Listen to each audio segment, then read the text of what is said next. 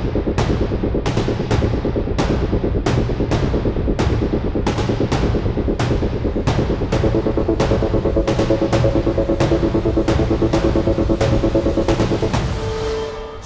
શહેરના લાલગેટ વિસ્તારમાં પોલીસે ચોરી કરતા ઇસમોને ઝડપી પાડ્યા.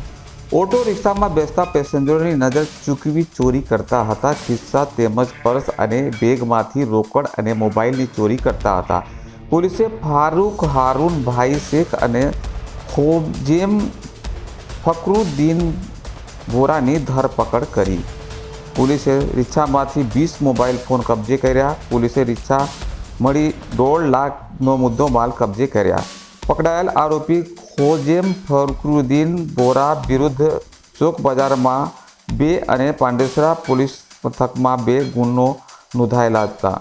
ફારૂક શેખ વિરુદ્ધ પાંડેસરા પોલીસ મથકમાં 2 ગુના નોંધાયેલા.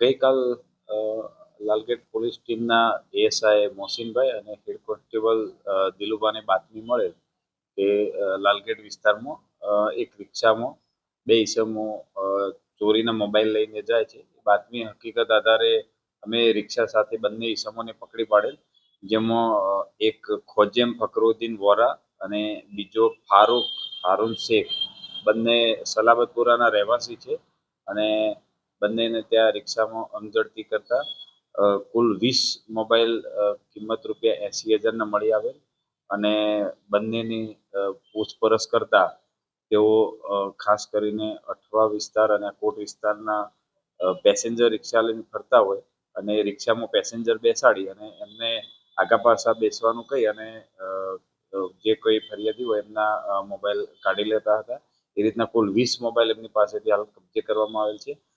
બંને ઈસમો અગાઉ પણ ગુનાઓમાં પકડેલ છે, જેમાં ખોજેમ અગાઉ ચોક બજાર અને પાંડેસરાના કુલ 4 ચોરીના ગુનાઓમાં પકડાયેલ છે.